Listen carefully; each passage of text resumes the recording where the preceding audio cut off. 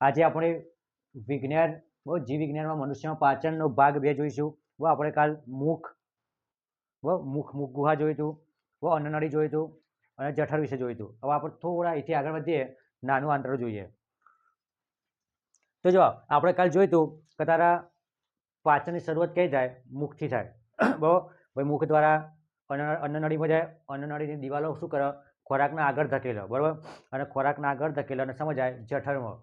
બરાબર, જઠર જે જેવો આકાર હતો, બરાબર, જે કોથળી હતી, બરાબર, એ કોથળીમાં તારો ખોરાક જાય, બરાબર, વલોવાય, બરાબર, એમાંથી વિટામિન પ્રોટીન અલગ પડે, બરાબર, એથી નાના આંતરડામાં જાય. હવે નાના આંતરડામાં જોઈએ આપણે. જો આ ખાસ યાદ રાખજો, તો નાનું આંતરડું એ અત્યંત ગૂંચળામાં હોય. બરાબર, આ રીતનું રચના હોય છે. કદાચ તમે પાઠ્યપુસ્તકમાં જોયું હોય.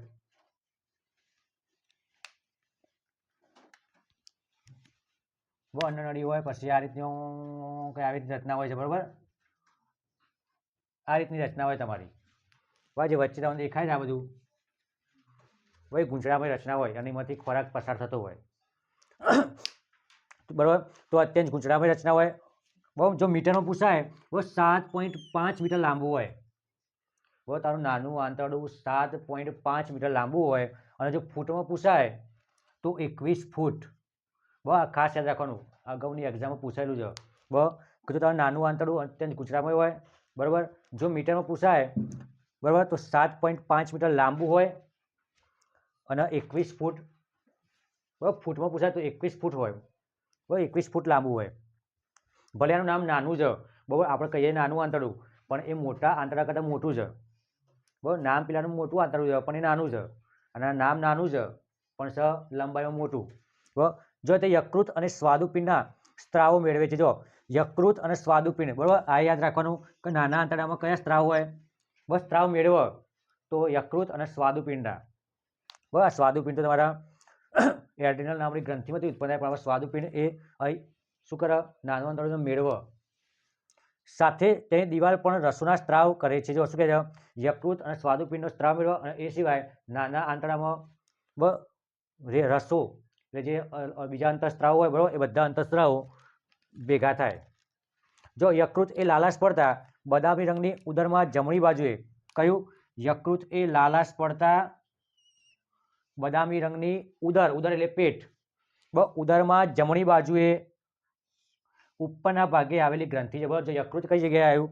બરાબર, તો શું કહે છે? લાલાશ પડતી હોય, બરાબર, બદામી રંગની, લાલાશ પડતા બદામી રંગની, બરાબર, અને ઉદર એટલે પેટ, બરાબર, પેટની જમણી બાજુ, એટલે આ બાજુ, બરાબર, પેટની જમણી બાજુ અને ઉપરના ભાગે, એટલે આપણે વિચાર કે આટલા જ અહીં ક્યાંક આવેલી હશે. બરાબર, તે આપણા શરીરની સૌથી મોટી ગ્રંથિ છે. આ ખાસ યાદ રાખવાનું. બરાબર, તમે પરીક્ષામાં પૂછાયું છે.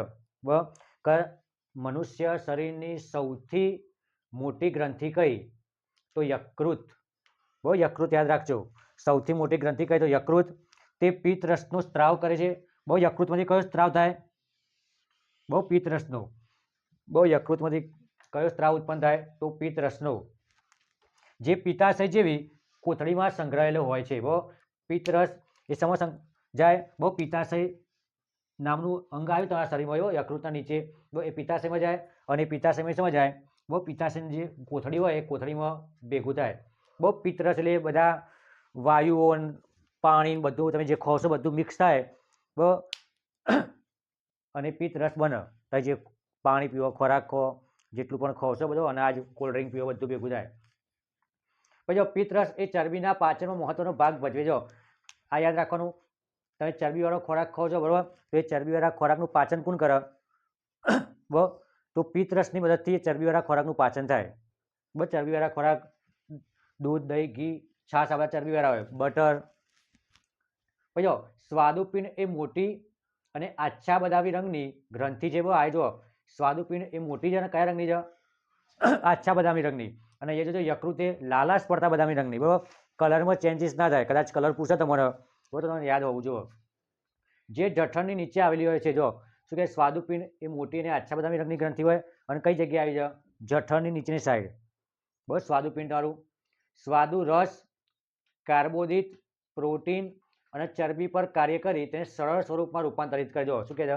જે પણ ખોરાક ખાઓ છો, બરાબર, એ ત્યાં સ્વાદુપિંડ શું કરે કે ભાઈ રસ અલગ પાડે, બહુ કાર્બોદિત પદાર્થો અલગ પાડે, પ્રોટીન અને ચરબી બરાબર આ બધાને અલગ પાડે અને એના ઘટક એ શું કે સરળ સ્વરૂપમાં રૂપાંતર કરે, બહુ અલગ અલગ ઘટક કરે અને એકદમ સરળ સ્વરૂપમાં રૂપાંતર કરે. પછી અંશતઃ પાચિત ખોરાક હવે નાના આંતરડામાં પહોંચે. જો જે અંશતઃ પાચિત એટલે જે પાચન થવામાં બાકી રહી ગયો હોય ને એ બાકી રહેલો ખોરાક ક્યાં જાય? નાના આંતરડામાં. જ્યાં નાના આંતરડાના પાચક રસો ખોરાકના બધા જ ઘટકોનું પાચન પૂર્ણ કરાવે છે. જઠર તમારો ખોરાક જાય, એથી પાચન થાય, યકૃતમાં જાય, સ્વાદુપિંડમાં જાય. પછી જે ખોરાક બાકી રહી ગયો ને એ નાના આંતરડામાં જાય અને નાના આંતરડામાં પાચક રસો આવે. એ પાચક રસો શું કરે?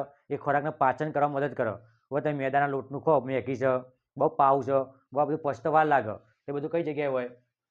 નાના આંતરડામાં. બરાબર, પાચન થઈ પછી જ આગળ વધે. બીજો કાર્બોદિતનું પાચન થઈ ગ્લુકોઝ, ગ્લુકોઝ જેવા સરળ શર્કરામાં, ચરબીનું ફેટી એસિડમાં અને ગ્લિસરોલ તથા પ્રોટીનનું પાચન થઈને એમિનો એસિડમાં ફેરફાર થાય છે. જો શું કહેજો, આ યાદ રાખવાનું. કાર્બોદિત હોય તમે બરાબર, ભાત વધારે ખાતા હોય, બટાકા વધારે ખાતા હોય, તમે કાર્બોદિત મળે બરાબર, તો એ કાર્બોદિતનું પાચન થાય ને ગ્લુકોઝ બને. ગ્લુકોઝ એટલે શક્તિ. ગ્લુકોઝ એટલે શક્તિ. તમે બીમાર પડો તો ડૉક્ટર તમને જે બોટલ ચડાવે છે નહીં હોય, ગ્લુકોઝ નહીં હોય. તે કાર્બોદિતમાં તમને ગ્લુકોઝ મળે. બસ યાદ રાખવાનું. અને એ સિવાય સરળ શર્કરામાં રૂપાંતર થાય. શર્કરા એટલે એક પ્રકારનો ગળ્યો પદાર્થ. ગ્લુકોઝમાં રૂપાંતર થાય અને ગ્લુકોઝમાંથી શર્કરાની અંદર તો યાદ રાખવાનું, શર્કરા એટલે બે પદાર્થો હોય, ફ્રુક્ટોઝ ફ્રુક્ટોઝ નામનો પદાર્થ હોય અથવા સુક્રોઝ. ફ્રુક્ટોઝ અને સુક્રોઝ એટલે ગ્લુકોઝ. આ કાર્બોદિતમાં ત્રણ વસ્તુ મળે: ગ્લુકોઝ, ફ્રુક્ટોઝ અને સુક્રોઝ. આ બંને કેવા હોય? ગળ્યા પદાર્થો. એને શર્કરા કહેવાય. શર્કરામાં રૂપાંતર થાય. અને પછી આ યાદ રાખવાનું, ચરબીનું ફેટી એસિડમાં રૂપાંતર થાય. ચરબીનું ફેટી એસિડમાં રૂપાંતર થાય અને ગ્લિસરોલમાં રૂપાંતર થાય. અને આ પ્રોટીનનું પાચન થઈને એમિનો એસિડમાં રૂપાંતર થાય. આ બધું જ તમારી અગાઉની એક્ઝામમાં આવેલું છે. તમે એક્ઝામ પૂછાય કાર્બોદિતનું પાચન શેમાં રૂપાંતર થાય? તો ગ્લુકોઝ, ફ્રુક્ટોઝ અને સુક્રોઝ. પછી એવું પૂછાય કે ચરબીનું પાચન થઈને શેમાં રૂપાંતર થાય? તો ફેટી એસિડ. ફેટી એસિડ અને પછી તમારી જમા થાય બધા. પછી તમારે ચરબીનો સ્તર જમી જોઈએ એ ફેટી એસિડ. પછી પ્રોટીનનું પાચન થઈને શેમાં રૂપાંતર થાય? એમિનો એસિડમાં. હવે આ તમારો જે પાચન થયેલો ખોરાક છે નાના આંતરડામાંથી કઈ જગ્યાએ જાય? મોટા આંતરડામાં પ્રવેશે. એટલે આપણે નાનું આંતરડું જોયું. હવે આપણે જોઈશું મોટું આંતરડું. બરોબર.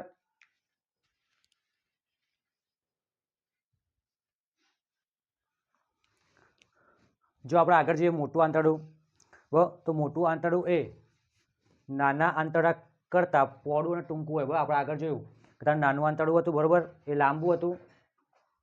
જ્યારે મોટું આંતરડું એ પોળું હોય ખરું, પણ જે હોય ટૂંકું હોય. તે આશરે 1.5 મીટર હોય. તારું નાનું આંતરડું 7.5 મીટર હતું, મોટું આંતરડું 1.5 મીટર. અને કેટલા ફૂટ? એની લંબાઈ 6 ફૂટ હોય. બરાબર. અને તારા નાના આંતરડાની લંબાઈ કેટલી હતી? 21 ફૂટ. યાદ રાખજો, ભૂલ ના થાય. મોટું આંતરડું 1.5 મીટર જેવું લાંબુ, 6 ફૂટ એની લંબાઈ. પછી શું થાય? તેમાં અપાચિત ખોરાકમાંથી પાણી અને કેટલાક ક્ષારોનું શોષણ કરવાનું કાર્ય કરે. જો મોટું આંતરડું શું કરે? કે તારો નાના આંતરડામાં જે અપાચિત ખોરાક રહી ગયો હતો બરાબર, એનું શું કરે? પાણી બરાબર અને પાણી અને કેટલાક ક્ષારોનું શોષણ કરો. આપણે આગળ જોયું કે જે નાના આંતરડામાં હતું બરાબર, તો યકૃતમાંથી પિત્તાશયમાંથી તારો જે અપાચિત ખોરાક હતો બરાબર, એ નાના આંતરડામાં જાય. હવે જે નાના આંતરડામાં જે ખોરાક છે ને એ નાના આંતરડાના ખોરાકમાંથી પાણી અને ખનિજ ક્ષારનું શોષણ કોણ કરે? તો મોટું આંતરડું. આ ખાસ યાદ રાખજો. તારે પૂછાય કે જે અપાચિત ખોરાક હોય નાના આંતરડામાં બરાબર, એ નાના આંતરડામાંથી જે ખોરાક અપાચિત હોય એમાંથી પાણી અને ક્ષારનું શોષણ કોણ કરે? તો મોટું આંતરડું કરે. એ સિવાય બાકી રહી ગયેલો કચરો, બાકી રહી ગયેલો કચરો મળાશય દ્વારા બહાર નીકળે. તેમાં અર્ધપાચિત મળ સ્વરૂપે હોય. બે પ્રકારનો હોય કચરો તમારો, એક પ્રવાહી સ્વરૂપનો હોય અને એક અપાચિત મળ સ્વરૂપે હોય. તો આ મળ દ્વારા સમયાંતરે નિકાલ પામે, જેને મળત્યાગ કહે છે. તો આ મોટા આંતરડાનું અને એ સિવાય તારા મળાશયનું બધું બંને ભેગું જોઈએ આપણે. હવે જો કેટલુંક જાણવા જેવું તો શું કહેવાય? સ્વાદુપિંડમાં ઇન્સ્યુલિન્સ નામનો અંતઃસ્ત્રાવ હોય. કયો હોય? સ્વાદુપિંડમાં ઇન્સ્યુલિન્સ નામનો અંતઃસ્ત્રાવ ઉત્પન્ન થાય. ઇન્સ્યુલિન્સ એ શું કરે? લોહીમાં રહેલા શર્કરા એટલે જે ગળ્યો પદાર્થ હોય એ ગળ્યા પદાર્થ શું કરે? પ્રમાણ જાળવે. શું કરે? ઇન્સ્યુલિન શું કરે? લોહીમાં રહેલા શર્કરાનું પ્રમાણ જાળવે. એટલે મતલબ કદાચ ચક્કર ને એ બધું ના આવે. જો તમે ચક્કર છે ને આવે કે જે શર્કરાનું પ્રમાણ તમારે ઘટી જાય લોહીમાંથી તો તમને ચક્કર નહીં આવે. એટલે આપણે નોર્મલી ચક્કર આવતા આપણે બરાબર, ગળ્યો પદાર્થ ખવડાવી, ખોડ ખવડાવી, ચોકલેટ આપવી, બરાબર. બરાબર, શું એનો મતલબ જો કે લોહીમાં રહેલા શર્કરાનું પ્રમાણ જાળવી રાખવાનું કામ કોણ કરે? ઇન્સ્યુલિન. અને ઇન્સ્યુલિન ક્યાં ઉત્પન્ન થાય? સ્વાદુપિંડમાં. જો ઇન્સ્યુલિન્સની માત્રા શરીરમાં ઓછી થાય વ ઘટી જાય તો શું થાય? ડાયાબિટીસ અથવા મધુપ્રમેહ નામનો રોગ થાય. બહુ તારા સ્વાદુપિંડમાં જે ઇન્સ્યુલિન નામનો અંતઃસ્ત્રાવ ઉત્પન્ન થાય છે, બહુ કોઈ કારણસર ઇન્સ્યુલિન નામનો અંતઃસ્ત્રાવ ઉત્પન્ન થવાનો બંધ થઈ જાય, બહુ ઉત્પન્ન થવાનો બંધ થાય તો તમને ડાયાબિટીસ અને મધુપ્રમેહ, બહુ ડાયાબિટીસનું બીજું નામ મધુપ્રમેહ, બહુ મધુ એટલે ગળ્યું, બહુ ગળપણના લીધે તમારો એ રોગ થાય એટલે મધુપ્રમેહ અથવા ડાયાબિટીસ. બહુ અને જો તમને આ ડાયાબિટીસ અથવા મધુપ્રમેહ રોગ થઈ ગયો બહુ તો એની કોઈ ઈલાજ નહીં, બહુ એની કોઈ રસી શોધાઈ જ નહીં. દવાઓ સી પણ જેવું ગળો તો તમને સારું રહે પણ તાર સમયાંતરે ગળવી પડે. બહુ પ્રોપર નહીં, તમે ગળી મહિનો 6 મહિના તમને મટી જાય એ તમારા જીવન તમને ગળવી પડે.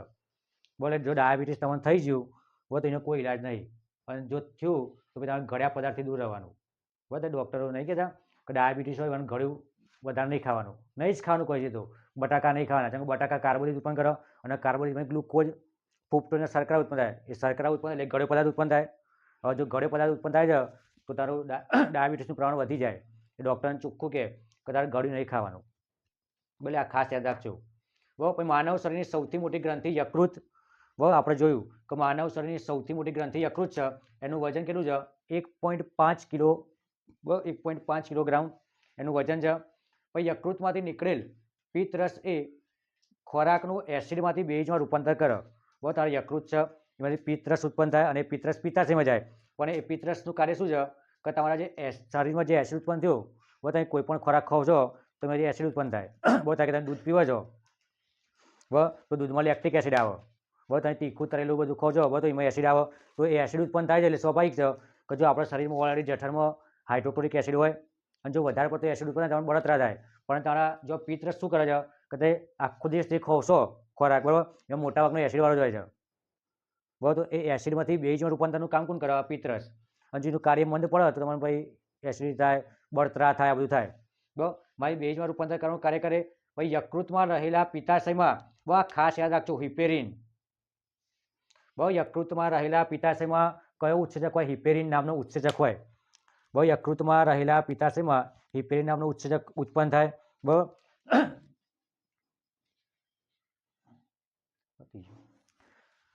બસ જોઈ લો. આપણે આગળ જોઈએ. આટલું જોઈ લો.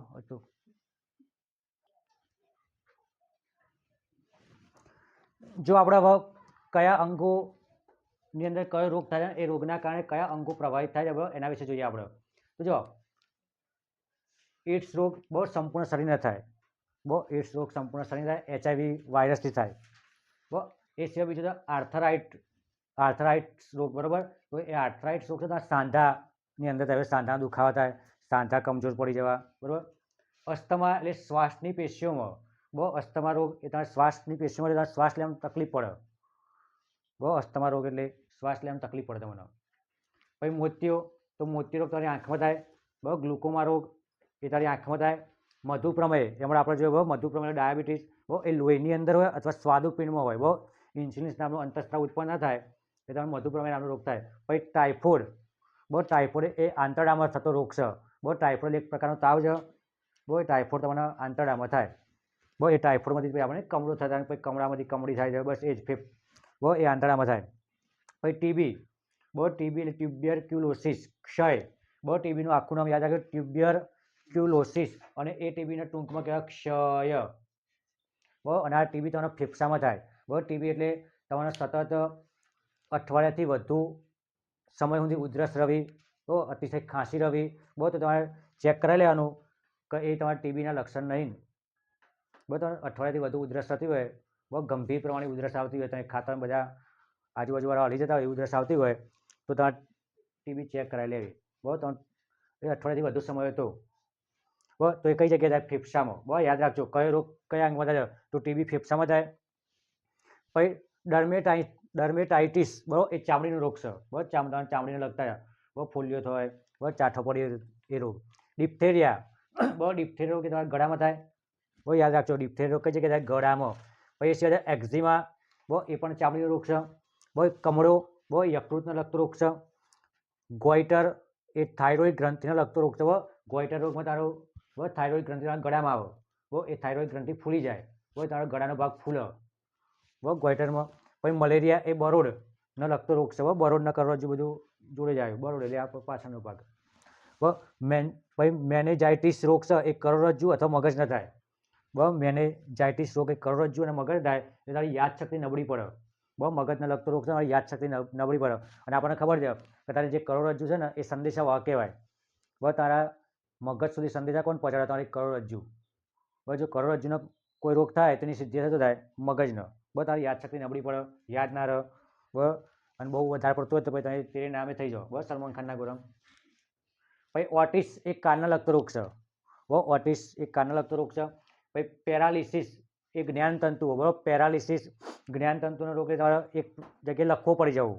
જ્ઞાનતંતુ તમારે નબળા પડી કાર્ય કરવામાં સક્ષમ ના હોય એટલે પેરાલિસિસ. હવે કિડનીને લગતો રોગ છે. તારે વારે ઘડીએ લોહી ચેન્જ કરતું રહેવું પડે. એમાં તારું લોહી બગડી જાય, વારે ગંદુ થઈ જાય, એમાં ચેન્જ કરવું પડે પેરાલિસિસ. જ્ઞાનતંતુઓ નબળા પડે તારા જ્ઞાનતંતુ. પોલિયો એ પગનો લગતો રોગ છે. પોલિયોનો મતલબ તારા ખોળ ખાપણ હોય, ચાલવામાં તકલીફ હોય, પગમાં વળેલા હોય, તો એ પગનો લગતો રોગ છે પોલિયો, યાદ રાખજો. પછી પાયોરિયા, તો પાયોરિયા દાંતને લગતો રોગ છે. તારા દાંતની અંદર સડો થવો એ કયો રોગ કહેવાય? પાયોરિયા. પછી પ્લુરસી એ ફેફસાને લગતો રોગ છે. પછી રૂમેટિઝમ એ સાંધાને લગતો રોગ છે. ન્યુમોનિયા એ પણ એ ફેફસાને લગતો રોગ છે. તમે જે તાવ આવે છે ન્યુમોનિયાનો, બરાબર, એ કઈ જગ્યાએ આવે? ફેફસાની અંદર કોઈ અસર થઈ હોય, કોઈ તમને ચેપ લાગ્યો હોય, તો એના કારણે તમને જે તાવ આવે એ ન્યુમોનિયાનો તાવ હોય. એના પછી છે ટોન્સિલિટિસ. ટોન્સિલિટિસ તમારા ગળાની અંદર કાકડા ફૂલવા. જો તમે વધારે પડતું ગળ્યું ખાઈ જાઓ છો, તો ને પણ ગળામાં દુખાવો તો કાકડા ફૂલી જાય, તો એ ટોન્સિલિટિસ રોગ છે. તારા ગળામાં થાય કાકડા ફૂલવા. તો આપણે આ જોયું રોગ અને રોગ દ્વારા પ્રભાવિત અંગો. આપણે નેક્સ્ટ લેક્ચરમાં કયા રોગ માટે કઈ રસી શોધાઈ, કયા વૈજ્ઞાનિકે શોધી, આપણે એના વિશે અભ્યાસ કરીશું. અહીંયા આપણે લેક્ચર પૂરો કરીએ છીએ. જો તમને વિડીયો ગમે તો લાઈક કરો, શેર કરો અને ચેનલને સબસ્ક્રાઈબ કરો. જય હિન્દ.